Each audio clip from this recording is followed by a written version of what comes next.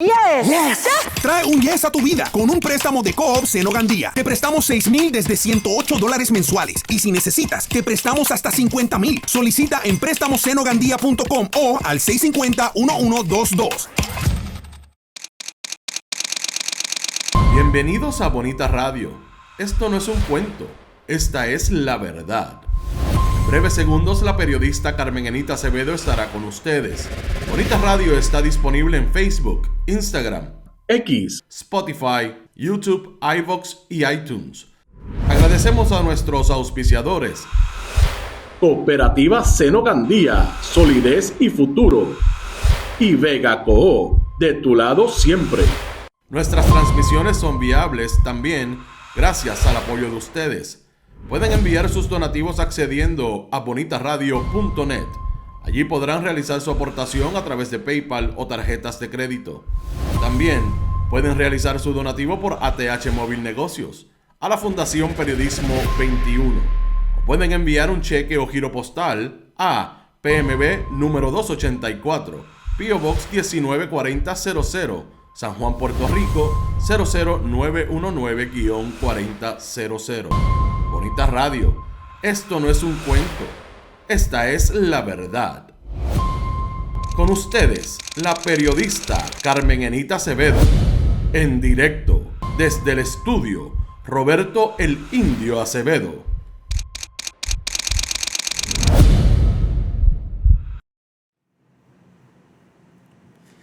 Saludos amigos de Bonita Radio, hoy es 22 de agosto de 2024 y tenemos un programa de temas variados. Sobre todo vamos a continuar con ese tema importantísimo de Luma Energy, que precisamente en este momento Bayamón se ha quedado sin luz y están ya los mensajes en las redes sociales sobre este apagón nuevo que acaba de producirse en horas de la tarde, justo minutos antes de que yo entrara en vivo en este programa, que vamos a hablar obviamente de Luma y también de la violencia de género, pero eso va a ser más adelante. En este momento quiero hacer referencia a las expresiones que hizo ayer la comisionada residente y candidata a la gobernación del PNP, Jennifer González, sobre su cambio de postura respecto a si cancelaba o no cancela el contrato de Luma. Ya dijo que no lo va a cancelar, pero veamos cuál es la razón según ella. El contrato era legal. Mi cuestionamiento sigue siendo si defiendo los mejores intereses del gobierno y del pueblo de Puerto Rico, que a mi parecer no es así. Una vez pasó eso, el gobernador extendió el nombramiento, el contrato de Luma. Pasó ese periodo de revisión y se extendió esa contratación, que es la que tenemos hoy. Y esa contratación incluye una cláusula de penalidades que su cancelación le podría costar al pueblo de Puerto Rico entre 600 y 800 millones de dólares. Como han podido escuchar, según la comisionada residente, si este contrato se cancela, eso tendría un costo para el pueblo de entre 600 y 800 millones de dólares. Pero para auscultar y saber si en efecto esa es la realidad o si la cantidad que habría que pagar a Luma en caso de la cancelación de un contrato sería menos, pues nos encontramos en línea telefónica con el doctor Rolando Emanueli. Él es experto en la ley promesa y ayer precisamente en sus redes sociales publicó un mapa de cómo es que se podría dar esa cancelación de contrato y si en efecto eso va a tener o no un costo para el país. Saludos, Rolando.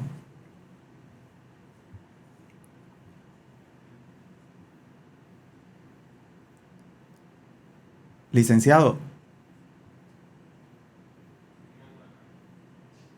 Hola.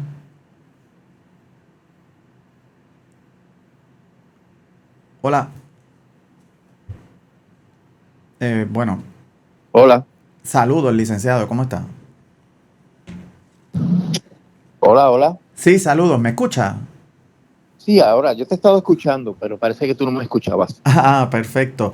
Licenciado, le preguntaba si en efecto se puede cancelar el contrato sin tener una penalidad tan grande. Usted trazó ayer un mapa de cómo se podría dar esa cancelación. El mapa lo van a ver en breve. Si me puede decir, lo que dice la comisionada es real, o sea, sería, si se cancela el contrato, nos costaría entre 600 y 800 millones de dólares. No, eso es falso. Y eso es una declaración que demuestra desconocimiento de lo que dice el contrato o malicia para tratar de justificar la postura de defender ese contrato de Luma Energy. En el caso de Luma, porque también tiene sus problemas, ¿verdad? Pero en el caso de Luma, hay una sección que es la sección 14 del contrato, que establece todas las causas por las cuales se puede cancelar el contrato. Entre esas causas está el incumplimiento material, que es cuando se viola alguna de las condiciones o las cláusulas que son esenciales del contrato, como por ejemplo dar un servicio eficiente al mejor costo posible. Eso es una de las representaciones y de las cláusulas y condiciones del contrato. Si Luma no cumple con eso, y para el pueblo de Puerto Rico ya eso es evidente, pues eso implica un incumplimiento material. Cuando una de las partes incumple, quien tiene derecho a reclamar compensación o penalidades es la parte que fue afectada por el incumplimiento, en este caso Puerto Rico. Por ende, cuando se cancele este contrato, porque yo creo que como ya el pueblo adjudicó, el contrato se va a cancelar eventualmente, como hay razones para la cancelación, pues Luma tendría que pagarle a Puerto Rico la compensación que establece el contrato. Pero como este contrato está malo para Puerto Rico, el contrato limita el monto de lo que Luma debe pagarle a Puerto Rico a 30 millones de dólares.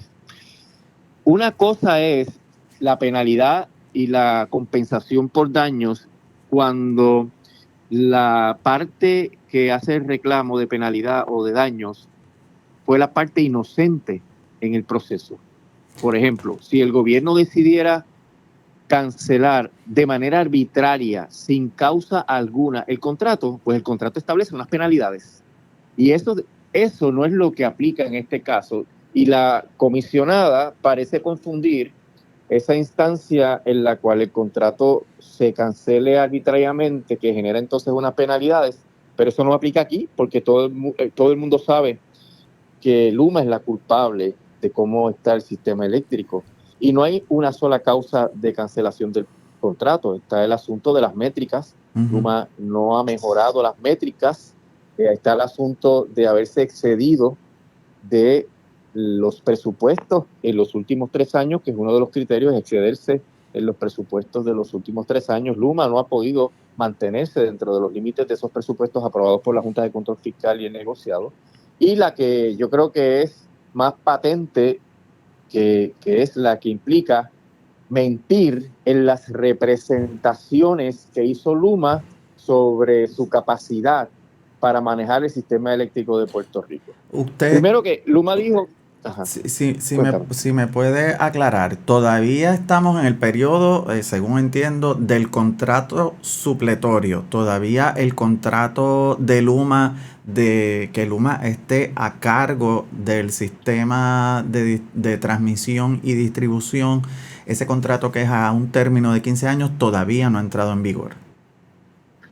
El término de 15 años es lo que no ha entrado en vigor. El contrato ha entrado en vigor en todas sus partes. Lo que pasa es que el llamado contrato supletorio lo que hace es suspender la efectividad del contrato de 15 años en lo que se resuelve el asunto del plan de ajuste de la deuda de la autoridad. Así que el contrato es uno íntegro. Lo que pasa es que esa parte suplementaria lo que dice es que los 15 años no empiezan sino hasta que se termine la reestructuración de la deuda. Por tanto, todas las cláusulas y condiciones están vigentes y son aplicables a lo que está ocurriendo. Y esa sección 14 está aplicando actualmente.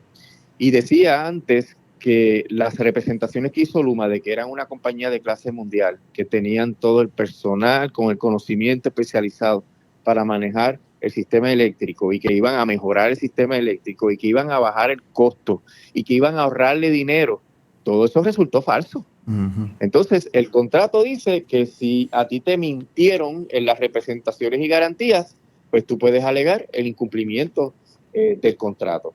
Y esto es sin entrar en el tema de la nulidad del contrato, porque si ves el mapa, primero tú tienes que ver si el contrato va en contra de la ley, la moral y el orden público. Si eso ocurre, pues el contrato es nulo y no entró en vigor.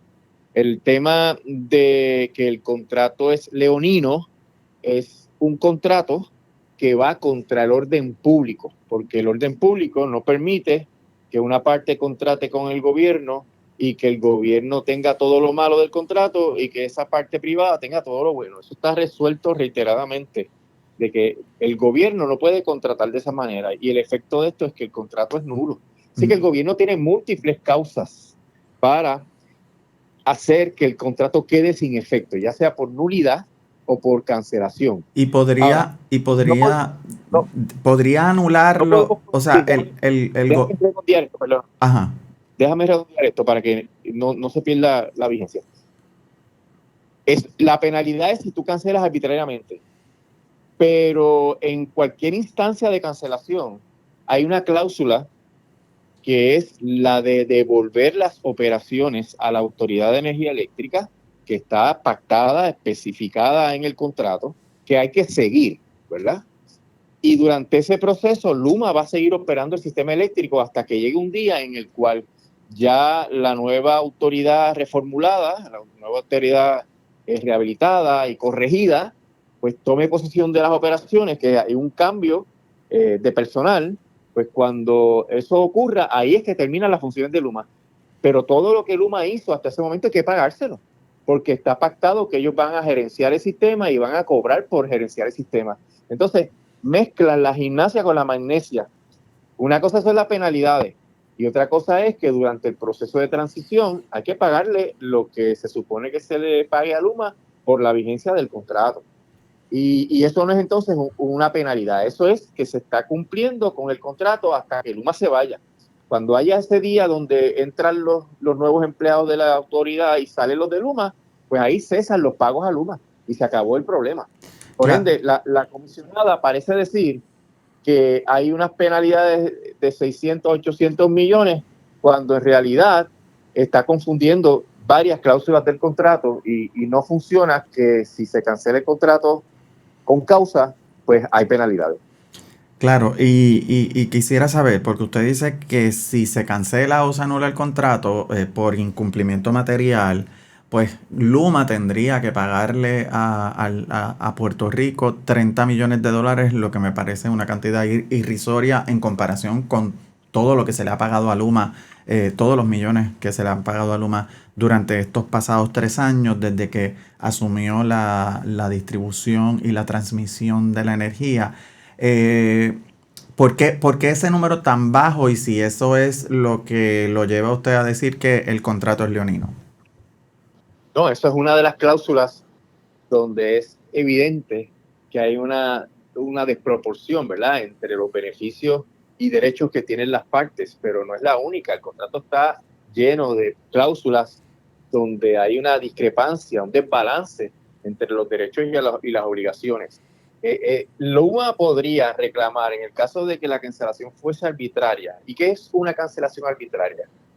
Que sin señalar ninguna causa o motivo estipulado en el contrato, yo digo, te tienes que ir y punto. Eso es arbitrario. Eso no cumple con lo que se pactó en el contrato. Ahí Luma podría reclamar todos los daños y perjuicios, y entre esos daños y perjuicios podría estar que se reclame el dinero que Luma pudo haberse ganado durante la vigencia de los 15 años. O sea, que podría ser una cantidad significativa si se hace así, de esa manera, sin sujeción a lo que dice el contrato y las cláusulas de cancelación. Pero eso no va a pasar, porque tenemos múltiples razones para cancelar. Y en ese sentido, la situación de que en el caso de que se cancele con causa y que solamente Luma pueda llegar hasta el tope de 30 millones, eso es una de las injusticias que tiene este contrato, que son elementos que se toman en cuenta para establecer que el contrato es leonino. Si se diera una cancelación de contrato por el futuro gobernante que llegue a la fortaleza en su día para allá en enero del 2025, le pregunto, ese incumplimiento material tendría que estar evidenciado con señalamientos o con informes, cosa que alegadamente ¿verdad? El gobierno no ha hecho hasta el momento, ni las alianzas público-privadas, que es la principal encargada de fiscalizar ese contrato, ni tampoco el negociado de energía. Sin tener unos informes de señalamientos específicos de ese incumplimiento, ¿se puede cancelar ese contrato sin que eso conlleve de nuevo un costo o un gasto para el erario mucho más caro? Sí, mira, hay dos maneras de hacerlo, ¿verdad? Fermín Fontanés, que ha sido irresponsable y yo creo que ha violado la ley penal por haber cometido negligencia en el cumplimiento de sus deberes. Hay unos delitos del Código Penal sobre las cosas que los funcionarios públicos no pueden hacer. Hay unos delitos en la ley de ética gubernamental que establece lo que un funcionario público no puede hacer. Y a mí me parece que la conducta de él ha sido totalmente irresponsable porque todo el mundo sabe cómo se está comportando Luma y él no ha escrito ni una sola carta de fiscalización. Se supone que él, a la luz de este comportamiento, cuando salieron los primeros informes del negociado sobre las métricas, que Fermín Fontanés hubiera escrito menos una carta diciendo, mira, ojo que estás violando el contrato porque no tienes las métricas adecuadas, que estás yendo para atrás, estás empeorando el sistema. Y Luma tiene 4 meses para corregir ese problema. Eso está en el contrato. Si Luma no corrige el problema en ese término, se puede decretar cancelado el contrato y entonces se pasa a la transición.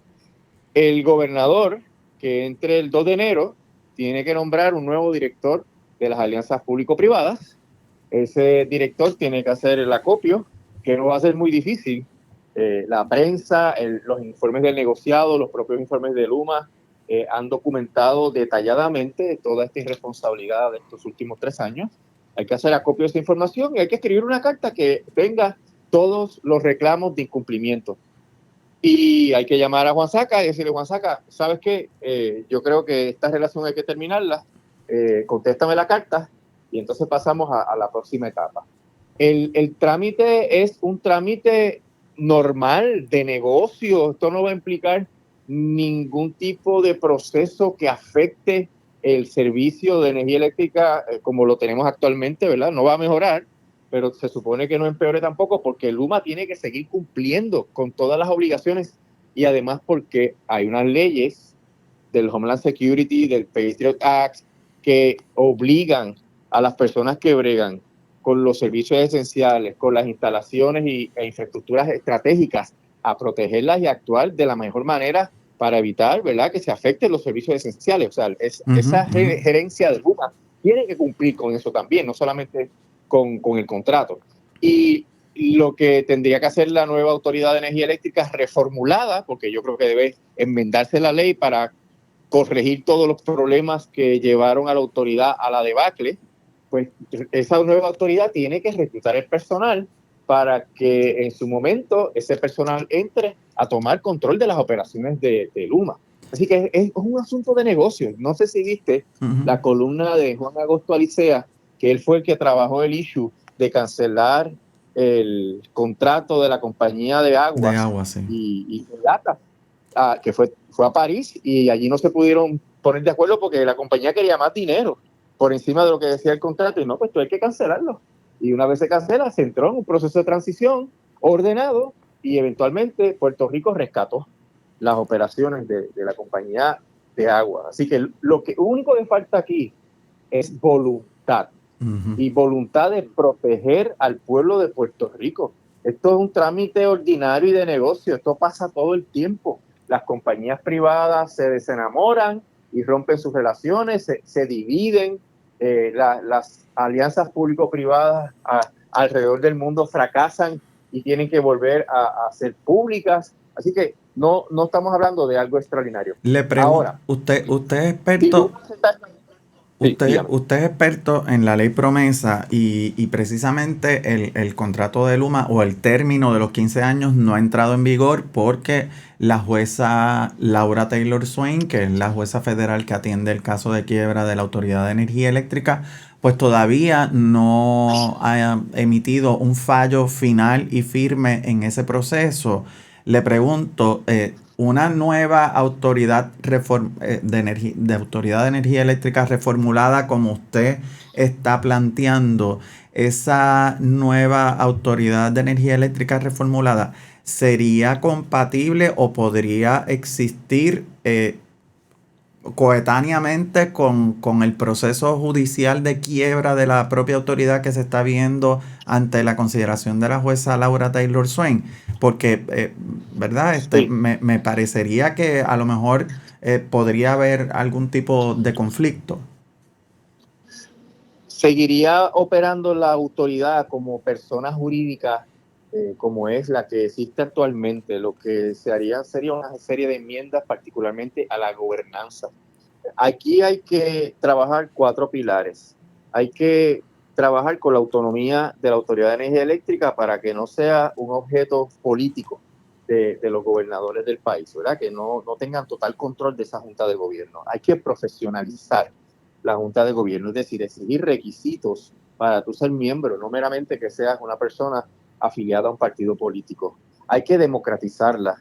Eso lo que implica es que esa Junta de Gobierno tenga representación de los diferentes sectores afectados por la Autoridad de Energía Eléctrica, como los clientes comerciales, los residenciales. Tú sabías que, o sabes que había 2 representantes del interés público, Rosselló eliminó uno, y eso pues es insignificante la representación democrática que hay en ese proceso. Hay que despolitizar esa Junta de Gobierno y a la autoridad completa. Habría que aprobar una ley Hatch, como es la ley federal, que prohíbe las actividades político-partidistas dentro del gobierno federal de los Estados Unidos. Habría que aplicar esa misma filosofía a la autoridad para que no hayan estos grupos recogiendo dinero y que no se convierta esto en un patatal. Y hay que fortalecer el principio de mérito para que los empleados de la autoridad estén ahí porque tienen las competencias, no meramente porque están afiliados a un partido político.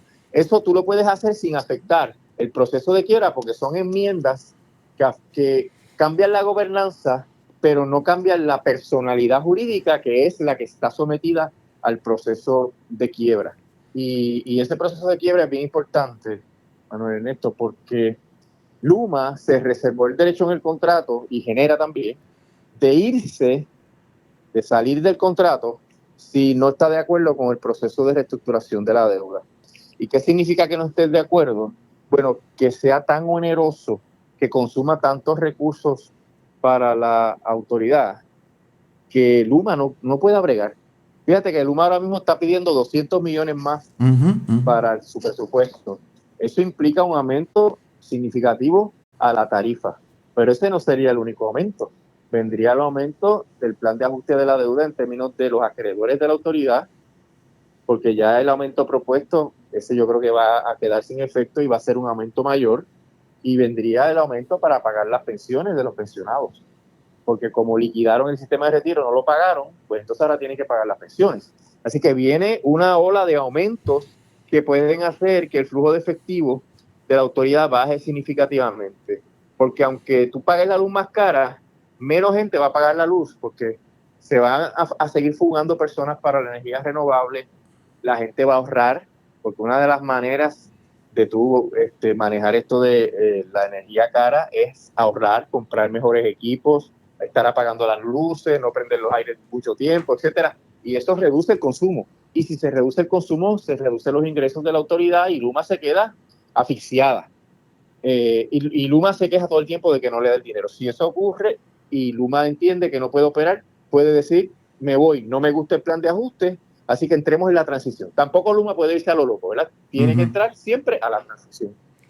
Mire, usted también publicó en su cuenta que el negociado ha señalado que Genera ha tenido 111 eventos de insuficiencia de generación, que es precisamente lo que ha estado provocando los apagones, incluso apagones que están en este momento en curso, como es el que está afectando a Bayamón.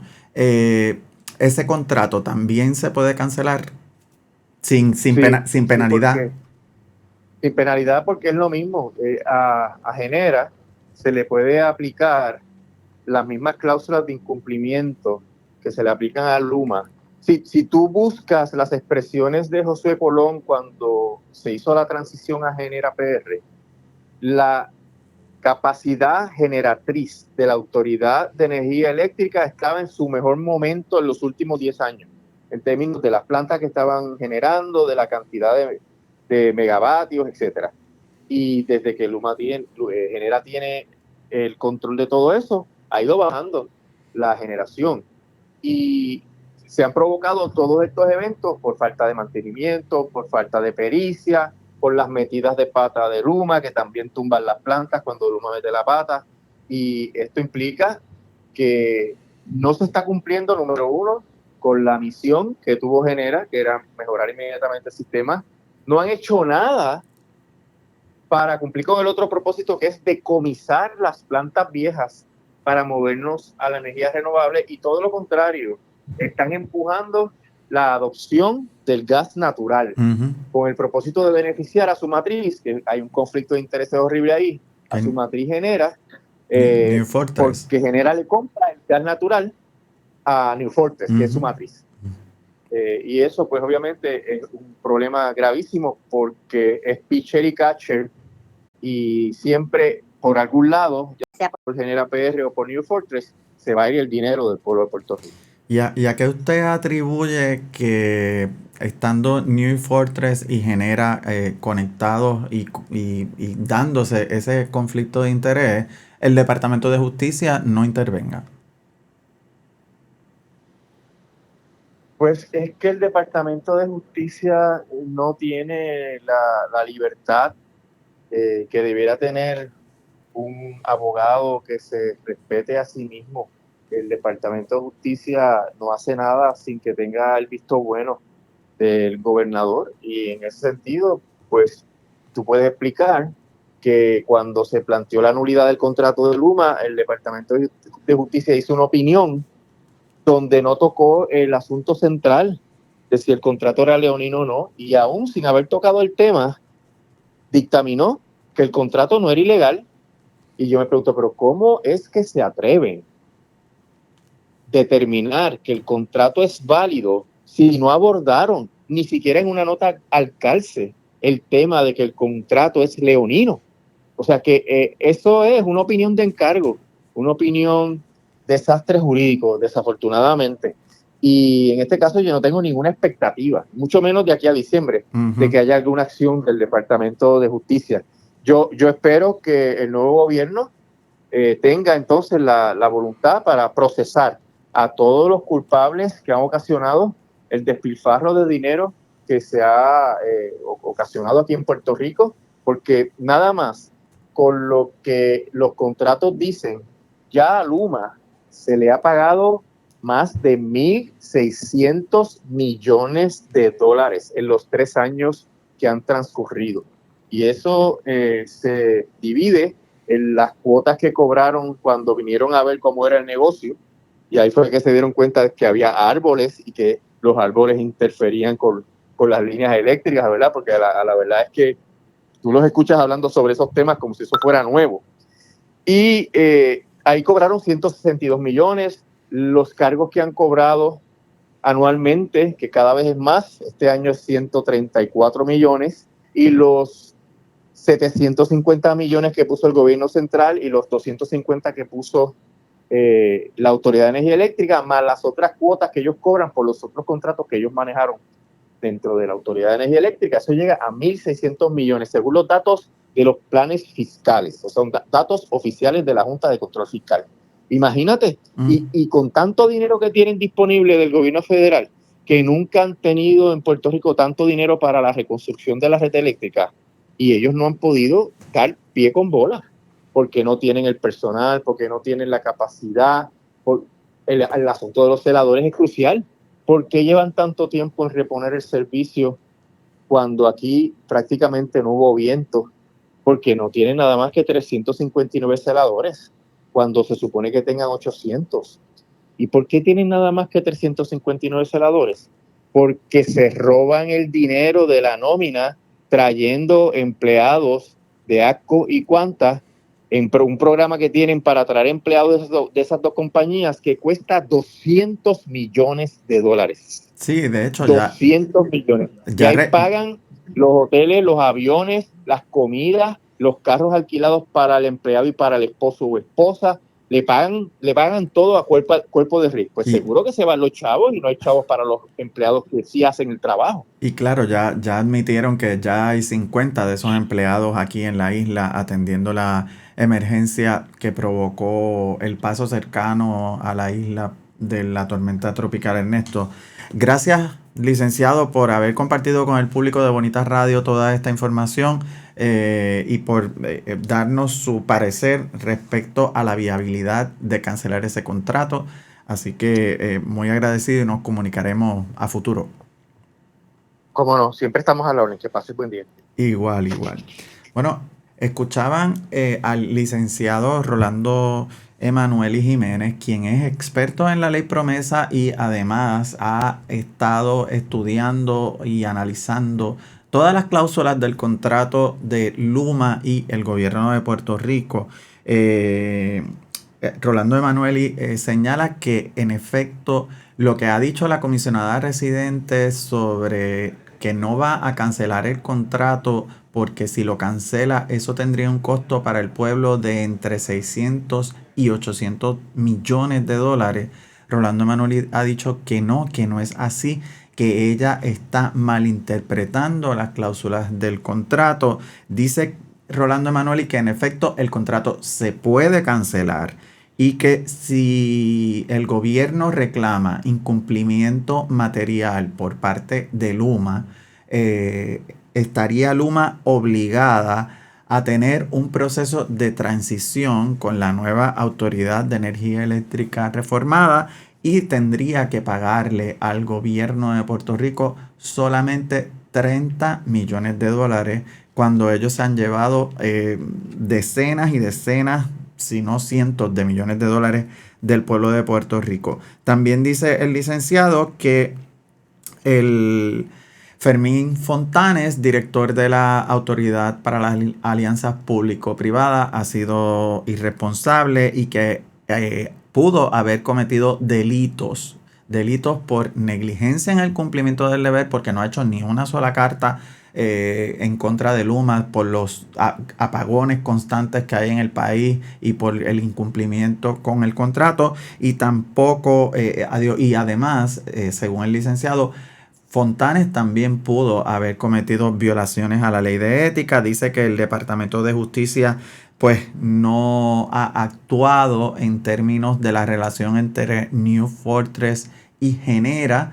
Genera le compra a New Fortress, que New Fortress y Genera pues están aliadas, son básicamente la misma compañía. La matriz de Genera es New Fortress y Genera le compra a New Fortress el gas natural.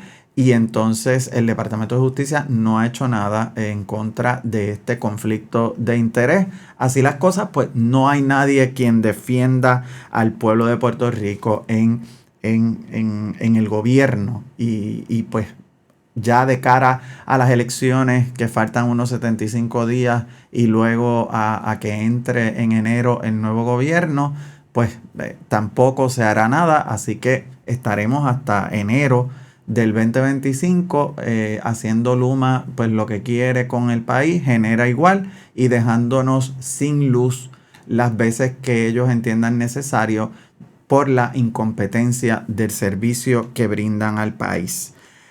Mire, nos movemos ahora a el tema de la violencia de género. Como les dije al principio del programa que íbamos a estar tocándolo porque la Red Nacional de Albergues de Violencia de Género anunció hoy una nueva academia de intercesoría. ¿Qué son las intercesoras? ¿Qué es lo que hacen y y cómo ayudan a las víctimas de violencia de género, pues para hablar sobre esto me encuentro en línea telefónica con la directora ejecutiva de la Red Nacional de Albergues de Violencia de Género, Jessica Fuentes. Buenas tardes, Jessica. Buenas tardes. De inmediato me gustaría que pudiera compartir con el público de Bonita Radio o sea, qué es una intercesora y qué es lo que hace para ayudar a las víctimas de violencia de género. Claro, mira, en resumen, una intercesora legal es esa persona, un profesional de la conducta humana que se capacita, ¿verdad?, a través de unos módulos, en este caso, como lo estamos haciendo en la red, con una información y unas herramientas que se le proveen para ese acompañamiento que le deben dar a una víctima al momento que llega a buscar servicios porque está pasando por un incidente de violencia de género. Ese acompañamiento específicamente en los tribunales donde ¿verdad? La pueden ayudar o lo pueden ayudar a solicitar una orden de protección, a todo proceso que deba realizar. Ahora mismo ustedes proceden a hacer esta nueva academia porque hay falta de personal que se dedique a esto. ¿Qué requisitos o qué preparación académica tienen que tener las personas que están interesadas en ser intercesores legales? Pues mira, sí, esta academia surge porque precisamente hay un vacío, ¿verdad?, en Puerto Rico de intercesoras e intercesores para poder atender la problemática de violencia de género. Hay una ley, ¿verdad?, que establece que una víctima cuando va a acudir a buscar servicios a tribunales, cuarteles, no puede ser, ¿verdad?, procesada, ¿verdad?, no puede ser entrevistada si no tiene precisamente ese apoyo de una intercesora legal. Entonces, en estos momentos en Puerto Rico, a través de OPM, hay 115 aproximadamente intercesoras e intercesores certificados, pero sabemos que la necesidad es más porque 25 a 30 son las que están en estos momentos activas. Así que esta academia lo que busca es precisamente poder darle esa herramienta a estas personas profesionales de la conducta humana, como usted muy bien decía, consejeros, psicólogos, trabajadores sociales, para que puedan apoyar a estas víctimas de violencia de género cuando así lo necesiten. ¿Qué tienen que hacer estos trabajadores sociales, psicólogos, consejeros para poder beneficiarse de la academia? Correcto, mira, el reglamento establece que tienen que pasar, ¿verdad?, por una capacitación. En el caso de la red ya nosotros comenzamos una primera academia que va dirigida a violencia doméstica. En octubre comenzamos una segunda academia que va dirigida a agresión sexual. Entonces, estas personas tienen que comunicarse con la red a través de su correo electrónico, teléfono e indicar que les interesa recibir esa capacitación, donde el reglamento establece que un intercesor o intercesora se tiene que capacitar 40 horas teóricas, 40 horas práctica y luego se hace esa evaluación de ese proceso para pasar a la certificación. ¿Quién es, o sea, quiénes estarían dando o son los profesores o los que enseñan en esa academia? Claro. En este caso, la red tiene como facultad a ocho integrantes, ocho personas, ¿verdad?, con vasta experiencia precisamente en lo que es la temática de violencia de género. Tenemos abogados, abogadas, ¿verdad?, con el peritaje necesario para poder entonces brindar esas herramientas a estas personas que se estarán capacitando. Ustedes realizaron hoy una conferencia de prensa y revelaron números que me parecen alarmantes. En el 2023, según los datos que ustedes presentaron, se registraron 1,278 incidentes de violencia sexual. Y de ese número, 1,278 incidentes de violencia sexual, casi un 80%, un 79.9% de las víctimas eran mujeres. Y un 75.45% eran menores de 17 años. De 17 años. Y también establecen, según esas estadísticas recopiladas por la Red Nacional de Albergues de Violencia de Género, estas agresiones sexuales las cometen familiares o conocidos de las víctimas. Siendo ese el caso y conociéndose que ¿verdad? Que esa es la cruel realidad que viven las víctimas de violencia sexual y de violencia de género. ¿Qué, qué ayuda o qué pasos adicionales hace falta que el gobierno haga para poder de alguna manera que reducir esos números tan alarmantes? Claro. Mira, desde la red nosotros siempre hemos llevado el mensaje de que es necesario una campaña de prevención, pero una campaña de prevención que sea constante, que sea continua. No necesariamente que salgamos a hablar sobre estos temas de violencia de género, violencia doméstica, agresión sexual, cuando ocurra un caso. Así que tiene que haber una respuesta adicional, ¿verdad? Coordinada de acogida para esta víctima. Y cuando digo esta respuesta coordinada me refiero a que haya un sistema, ¿verdad?, completo, proveyendo servicios a esta víctima. ¿Para qué? Para poder identificar cuáles son las necesidades, que no se queden esas lagunas dentro de los servicios que se ofrecen a estas víctimas, que muchas veces cuando están esas lagunas, que posiblemente, ¿verdad?, es que ocurre lamentablemente un caso donde posiblemente, ¿verdad?, mencionan, mira, es que esta persona no recibió la orientación adecuada para solicitar una orden de protección, entre otros casos, ¿verdad?, que hemos visto muy lamentable en Puerto Rico. Así que esto requiere de mucha campaña de educación, mucha campaña de prevención y sobre todo voluntad, ¿verdad?, del Estado y de todo individuo, porque este es un problema que nos compete a todos y a todas. En su experiencia, ¿cuántos casos pueden haber en Puerto Rico como el de Andrea Ruiz Costa, que lamentablemente, a pesar de que siguió todos los pasos, fue a la policía, fue a la fiscalía, fue ante un juez, como quiera terminó muerta? Pues mira, en cuanto a números, pues obviamente no sería prudente de mi parte poder decirte, porque realmente no tengo esa data, pero sí te puedo mencionar, ¿verdad? Y haciendo referencia a lo que te decía en cuanto a esa respuesta coordinada, ¿verdad?, de acogida a estas víctimas, es puntual y es sumamente pertinente que se pueda llevar a cabo. ¿Por qué?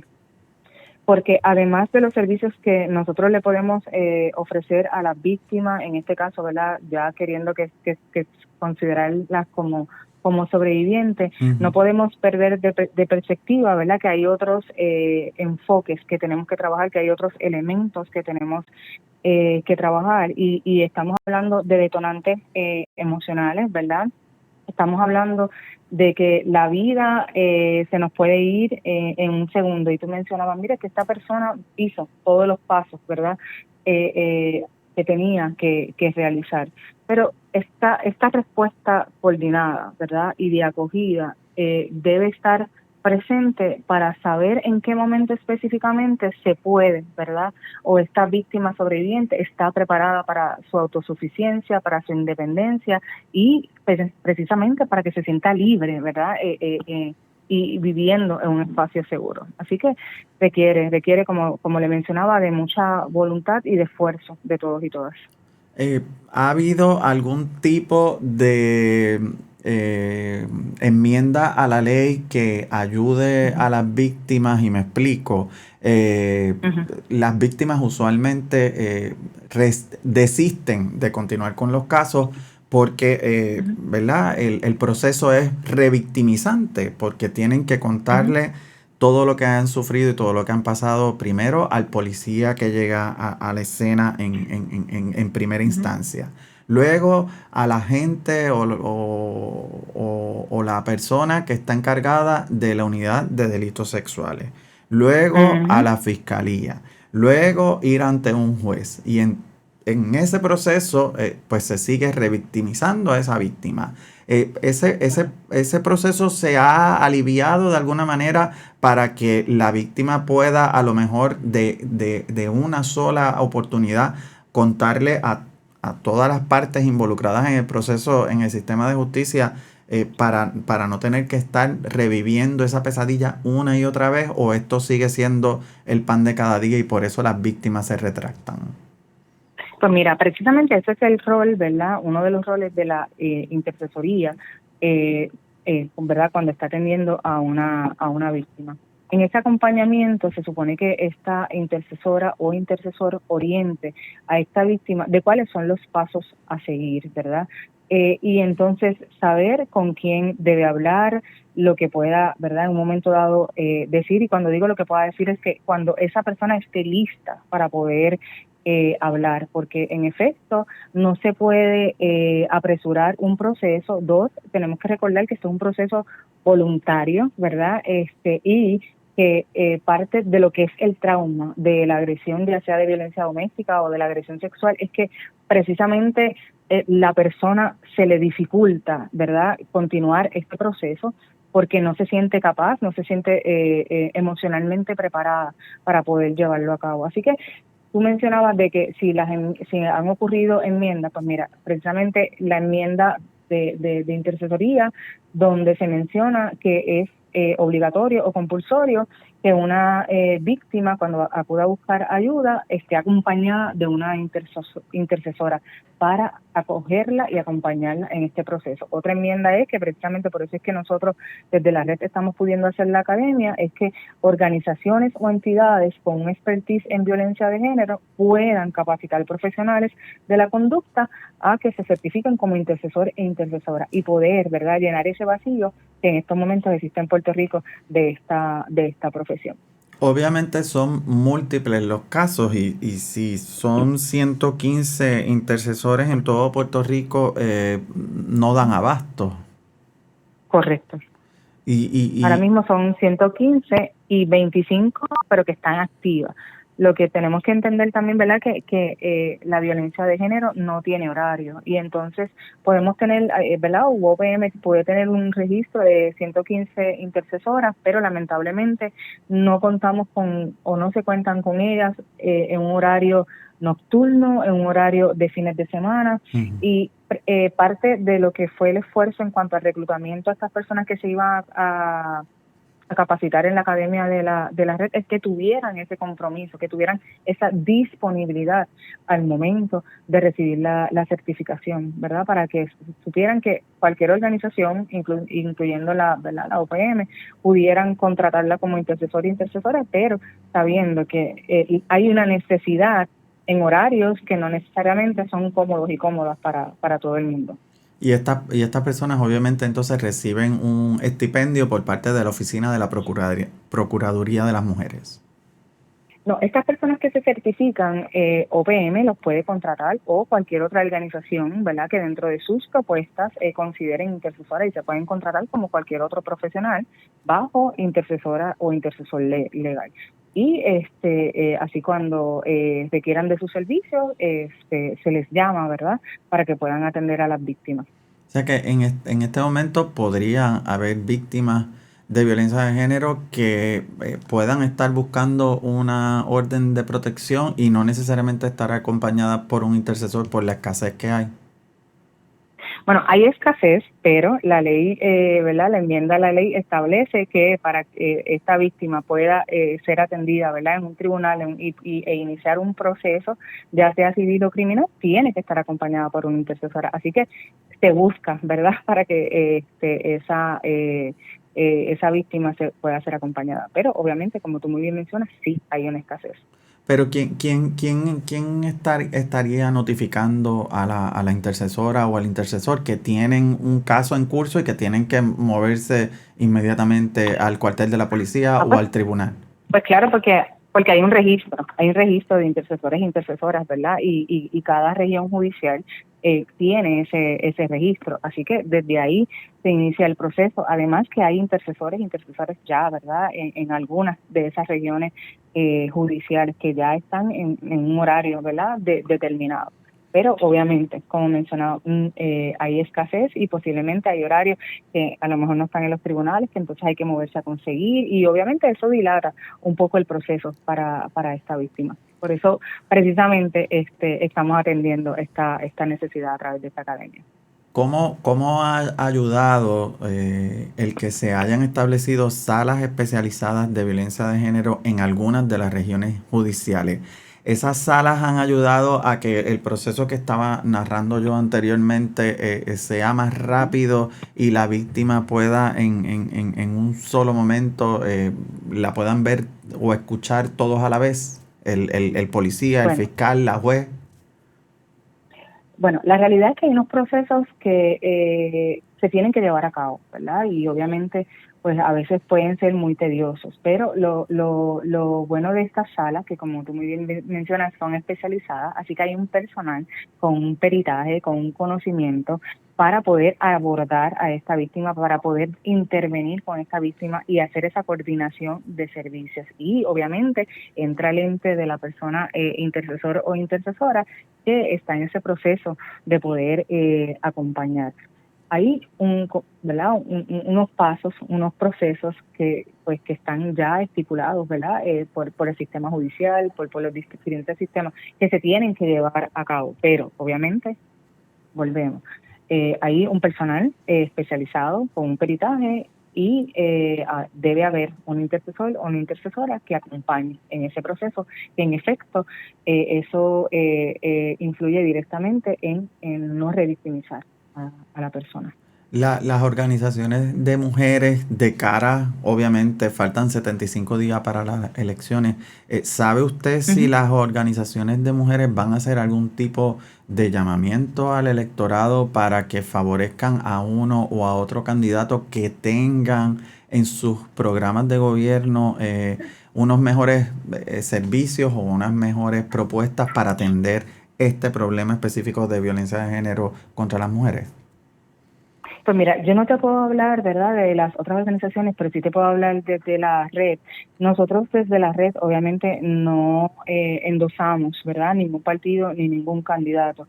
Sí, lo que se puede dar dentro de este proceso es que nos llamen, ¿verdad? Nos pidan información sobre la problemática, sobre qué necesidades hay para atenderla, ¿verdad? Entre otras preguntas que nos puedan hacer, y nosotros podemos apoyar, ¿verdad? En ese proceso de brindar esa información, porque obviamente eso va a redundar en el bien, en la atención de esta problemática. Pero desde la red, ¿verdad?, no endosamos ninguna candidatura, pero sí estamos dispuestas, ¿verdad?, a orientar y a informar sobre la necesidad real, ¿verdad?, y sobre las alternativas posibles para atender esta problemática de violencia de género. ¿A qué número de teléfono se pueden comunicar las personas interesadas en ser intercesores y pertenecer a la Red Nacional de Albergues de Violencia de Género? Claro que sí, mira, pueden llamar al 787-320-7101. Importante mencionar que este es un teléfono, ¿verdad?, para procesos administrativos de coordinación, no es una línea de emergencia, ¿verdad? Lo repito, 787-320-7101.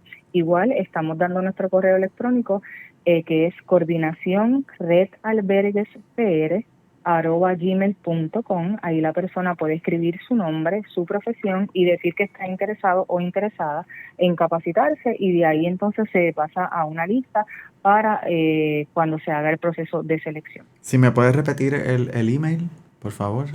Coordinación redalberguespr@gmail.com. Coordinación redalberguespr@gmail.com.